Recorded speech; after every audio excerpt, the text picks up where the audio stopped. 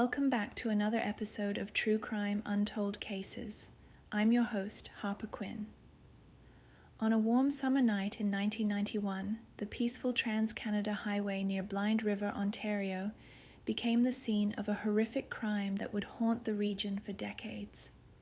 When an elderly couple pulled into a rest stop for the night, they had no idea they were about to encounter a killer posing as a police officer. In the chaos that followed, 2 innocent people would lose their lives, including a good Samaritan who simply stopped to help. The case would expose the vulnerability of highway travelers and change how Canadians viewed rest stop safety forever. Tonight, we dive into the chilling details of the Blind River rest stop murders, a case that remains unsolved to this day. The warm summer night of June 27, 1991, began like any other along the Trans-Canada Highway near Blind River, Ontario. The small town, nestled between Sudbury and Sault Ste. Marie, was known for its peaceful atmosphere and scenic views of the North Channel. But that night would forever change how locals viewed their quiet community, particularly the seemingly innocent rest stop that served as a convenient pause for weary travelers. Gord McAllister, 62, and his wife Jackie, 59, were making their way back to their home in Lindsay, Ontario. The couple had been visiting family in Western Canada and were travelling in their 1991 Chevrolet van, towing their prized travel trailer. Like many before them, they decided to pull into the Blind River rest stop around 1 a.m. to get some sleep before continuing their journey. The rest stop was a simple affair, little more than a gravel parking lot with some basic amenities, surrounded by dense forest. It was the kind of place where travelers could catch a few hours of sleep without having to pay for a motel. On this particular night, the McAllisters weren't alone. A few other vehicles were scattered across the lot, their occupants presumably sleeping. The couple had just settled in for the night when they heard a knock on their van's door. A man's voice called out, identifying himself as a police officer. He claimed he was conducting routine checks at the rest stop. It wasn't entirely unusual for police to patrol such areas, so Gord, still groggy from being awakened, didn't think twice about opening the door. What happened next would become one of Ontario's most disturbing unsolved crimes. The man at the door wasn't a police officer at all. Instead, he was wielding a .22 caliber rifle. The stranger, described as being in his mid-20s to early 30s, wearing a plaid shirt and jeans, immediately demanded money from the couple. Jackie McAllister, who survived the encounter, would later recount the terrifying moments that followed. The man seemed agitated, aggressive, and uncertain, a dangerous combination. Despite the couple's compliance and willingness to hand over their valuables, the situation quickly escalated. Gord attempted to reason with the armed man, trying to maintain calm in an increasingly volatile situation. But the gunman, perhaps spooked by movement or simply driven by violent intentions, suddenly opened fire. The first shot struck Gord in the chest. As Jackie screamed in horror, the assailant turned the weapon on her, shooting her in the shoulder. The sounds of gunfire echoed through the quiet rest stop, breaking the peaceful night. Most other travelers, if they heard anything, likely dismissed the sounds as car backfire or distant fireworks. But one person didn't. Brian Major, a 29-year-old resident of Elliott Lake, who was returning home from a late-night fishing trip. Major, seeing what appeared to be a disturbance at the van, did what many good Samaritans would do. He stopped to help. It was a decision that would cost him his life. As he approached the scene, the gunman turned his attention to this new arrival. Without warning or provocation, the assailant shot Major multiple times. The killer then fled the scene in the McAllisters' van, leaving their travel trailer behind. Jackie, despite her injury, managed to make her way to the highway where she eventually flagged down help.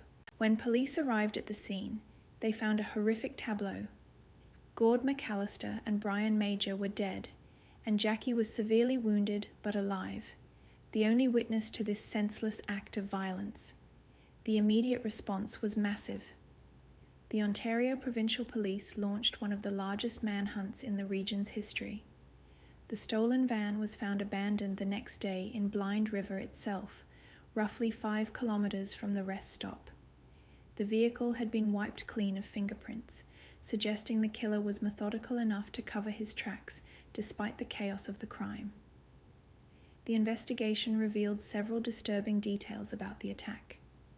The killer had apparently been targeting travelers at rest stops, as similar incidents, though not resulting in deaths, had been reported in the weeks leading up to the murders. In these cases, a man matching the same description had approached vehicles, sometimes claiming to be a police officer, demanding money from travelers. What made the case particularly challenging was the location. The Trans-Canada Highway was and remains a major transportation route, with thousands of vehicles passing through daily. The killer could have come from anywhere and disappeared just as easily. The remote location of the rest stop meant no surveillance cameras captured the crime, and the darkness of night limited what Jackie McAllister could observe about her attacker. The description she provided painted a picture of a white male, approximately 5'10" to 6 tall, with a medium build and light brown hair. He spoke English without any noticeable accent, suggesting he was likely local to Ontario, or at least Canadian. The plaid shirt and jeans he wore were common attire in the region, making him virtually indistinguishable from any other traveller or local resident. As investigators dug deeper, they discovered that the rest stop had a history of minor criminal activity. Petty theft and vandalism were not uncommon, but nothing approaching the severity of what occurred that night. The escalation from robbery to murder suggested either a desperate perpetrator or someone with violent tendencies who had been building up to a more serious crime. The murder weapon, the .22 caliber rifle, was never recovered. Ballistics experts noted that this particular caliber was one of the most common in Canada, especially in rural areas where such rifles were used for hunting small game. This made tracking the weapon's origin nearly impossible without having the actual gun in evidence. The case sent shockwaves through the community of Blind River and surrounding areas. The rest stop, once seen as a convenient waypoint for travelers, became a place many actively avoided. Local residents began looking at strangers with suspicion, and the sense of safety that had characterized this stretch of the Trans-Canada Highway was shattered. The investigation quickly expanded beyond the immediate area of Blind River. The Ontario Provincial Police established a dedicated task force, understanding that the killer might strike again. They began compiling reports of similar incidents along the Trans-Canada Highway, looking for patterns or connections that might lead them to the perpetrator. Jackie McAllister's recovery was slow, both physically and emotionally. From her hospital bed, she worked tirelessly with police sketch artists to create a composite drawing of the killer. The image showed a clean-shaven man with unremarkable features, the kind of face that could easily blend into any crowd. This would prove to be part of the challenge in identifying him. He looked like anyone and everyone. The death of Brian Major added another layer of tragedy to the case. His family and friends described him as someone who would never hesitate to help others in need. He had been an employee at the Denison Mines in Elliott Lake, well liked by his co-workers, and known for his generous nature. His death highlighted the cruel irony that his best qualities, his kindness and willingness to help strangers, had led to his murder. Investigators conducted extensive interviews with residents in Blind River and surrounding communities. They were particularly interested in anyone who might have been in the area of the rest stop in the weeks leading up to the murders. Several witnesses came forward reporting suspicious activities, including a man who had been seen watching the rest stop from the nearby woods during daylight hours. The police theory began to evolve. They believed the killer might have been conducting surveillance of the rest stop, learning the patterns of travelers and choosing his victims carefully. The fact that he approached the McAllister's van claiming to be a police officer suggested premeditation rather than a crime of opportunity. This wasn't a simple robbery gone wrong. The killer had come prepared to commit violence. One of the most intriguing leads came from a truck driver who reported being approached at the same rest stop 2 weeks before the murders. The man claimed someone matching the killer's description had knocked on his cab door around midnight, also claiming to be a police officer. The truck driver, suspicious of the late hour and the man's appearance, had refused to open his door. The incident hadn't been reported until after the murders made headlines. The investigation also revealed that similar tactics had been used in other jurisdictions. Reports emerged from various points along the Trans-Canada Highway of a man approaching vehicles at rest stops, sometimes claiming police authority. While none of these incidents had turned violent, the pattern was clear enough to suggest the killer had been perfecting his approach. Forensic evidence from the scene was frustratingly limited. The killer had been careful not to leave fingerprints, and in 1991, DNA testing was still in its infancy. The few shell casings recovered from the scene showed no useful marks or identifiable characteristics. The rain that fell in the early morning hours after the murders had further complicated evidence collection. The stolen van provided few clues. Despite being abandoned relatively quickly, it had been meticulously wiped clean. The killer had even used a cloth or rag to avoid leaving prints on the steering wheel and gear shift. This level of forensic awareness suggested someone who either had criminal experience or was familiar with police procedures. Local gun shops and sporting goods stores were canvassed extensively. The .22 caliber rifle used in the murders was likely a common model, but authorities hoped someone might remember selling such a weapon in the weeks or months before the crimes. However, given the popularity of this caliber for hunting and sport shooting in rural Ontario, tracking down the specific weapon proved impossible. The case took an interesting turn when investigators discovered that several small-time robberies in the region had gone unsolved in the months leading up to the murders. While none had involved violence, the method was similar. A man approaching people in isolated areas, demanding money. However, in these cases, the perpetrator had not claimed to be a police officer, suggesting either a different criminal or perhaps an evolution in the killer's methodology. The psychological profile developed by investigators painted a picture of someone local to the region, likely between 25 and 35 years old, who was familiar with police procedures, but probably not a current or former law enforcement officer.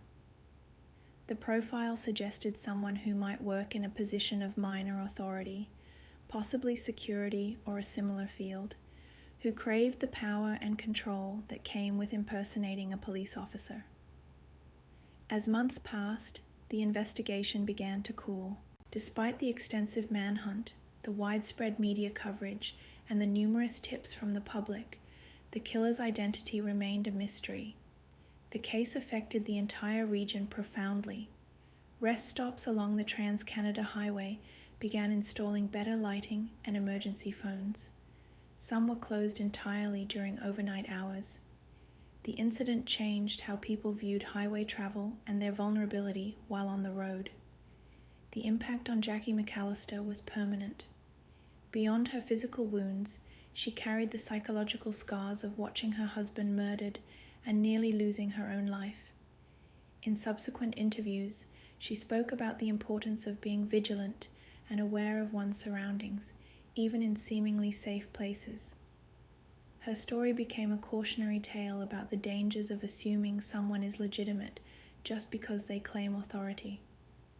The deaths of Gord McAllister and Brian Major left a lasting void in their communities.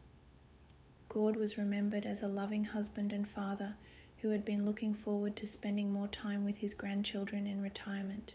Brian was mourned as a young man whose life was cut tragically short simply because he tried to help others in need. The investigation continued to evolve as new techniques and technologies became available. In the mid-1990s, the Ontario Provincial Police began digitizing their cold case files, including the Blind River murders. This allowed investigators to cross-reference details with other unsolved crimes more efficiently, searching for patterns or connections that might have been missed in the initial investigation. One particularly interesting development came when investigators began re-examining similar crimes across the Canadian border. Several incidents in northern Michigan and Minnesota shared striking similarities with the Blind River case, a man approaching vehicles at rest stops, sometimes claiming to be law enforcement. While none of these incidents had resulted in murder, the pattern was notable enough to warrant further investigation. The case also caught the attention of true crime researchers and amateur sleuths who began developing their own theories. One compelling hypothesis suggested the killer might have been someone familiar with the mining industry, given the area's strong connection to mining operations. This theory was partly based on the killer's apparent knowledge of back roads and his ability to navigate the area at night. In 1996, 5 years after the murders, the Ontario Provincial Police conducted a thorough review of the case. They re-interviewed surviving witnesses, including Jackie McAllister, hoping that time might have brought new details to the surface. While no breakthrough emerged, the review did establish some interesting patterns in the killer's behavior that hadn't been fully appreciated during the initial investigation. For instance, investigators noted that the killer seemed to have specifically targeted vehicles with out-of-province plates, or those clearly belonging to travelers rather than locals. This suggested a strategic approach to victim selection, choosing people who were less likely to be immediately missed and who wouldn't be able to identify him as someone from the area. The review also highlighted the killer's apparent familiarity with police procedures. The way he approached vehicles, his positioning, and even his choice of words when impersonating an officer suggested someone who had studied law enforcement methods, either through direct experience or careful observation. This led to a fresh round of background checks on former security guards, auxiliary police officers, and others who might have had tangential contact with law enforcement. One of the most haunting aspects of the case emerged during subsequent interviews with other travelers who had stopped at the rest area that night. Several people reported seeing a man matching the killer's description walking through the parking lot earlier in the evening, but they had assumed he was simply another traveler. One witness even recalled seeing him sitting in a dark-colored pickup truck, watching the rest stop for several hours before the murders. The case took on new significance in the late 1990s, when several other rest stop crimes occurred across Canada. While none matched the violence of the Blind River incident, they highlighted the ongoing vulnerability of travelers at these isolated locations. This led to significant changes in rest stop design and security across Ontario, with many locations installing emergency call boxes, improved lighting, and regular police patrols. Jackie McAllister became an advocate for rest stop safety in the years following the attack. She worked with various organizations to promote awareness and push for improved security measures at highway rest areas. Her testimony before the Ontario Legislature in 1997 was instrumental in securing funding for rest stop safety improvements across the province. The case has continued to frustrate investigators due to its combination of careful planning and apparent randomness. The killer showed enough forethought to avoid leaving evidence and to clean the stolen van, yet the violence of the attack suggested someone who could lose control quickly. This contradiction has made it difficult for investigators to determine whether the murders were part of a planned series of crimes, or if the killer simply seized an opportunity that spiraled out of control. As DNA technology advanced, investigators attempted to re-examine what little physical evidence remained from the scene. Unfortunately, exposure to the elements and the limitations of evidence collection techniques in 1991 meant that no useful DNA profile could be developed. The The shell casings recovered from the scene were re-examined using modern ballistic comparison techniques, but they yielded no new leads. The case remains one of Ontario's most notorious unsolved murders, not just for its brutality, but for its impact on public consciousness. It fundamentally changed how Canadians viewed highway safety and led to significant reforms in rest stop design and security. The murders served as a stark reminder that violence can occur in even the most seemingly peaceful locations. Today, the Blind River rest stop still exists, though it's much changed from that fateful night in 1991. Modern security features, regular police patrols, and improved lighting make it a far cry from the isolated gravel lot where the McAllisters and Brian Major met their fate. Yet for many locals and regular travellers along the Trans-Canada Highway, it remains a place of solemn remembrance. The case continues to be actively investigated by the Ontario Provincial Police's Cold Case Unit. They maintain that someone, somewhere, knows something about the killer's identity. Regular appeals for information continue, and investigators remain hopeful that advances in forensic science or a confession from someone who has carried the secret for decades might finally bring closure to this tragic case. The legacy of the Blind River rest stop murders extends beyond the immediate tragedy. It serves as a cautionary tale about the vulnerability of travellers and the importance of maintaining vigilance even in seemingly safe situations. The deaths of Gord McAllister and Brian Major, and the survival of Jackie McAllister, continue to remind us that random acts of violence can occur anywhere, and that the simple act of helping others, while admirable, can sometimes come at a terrible cost.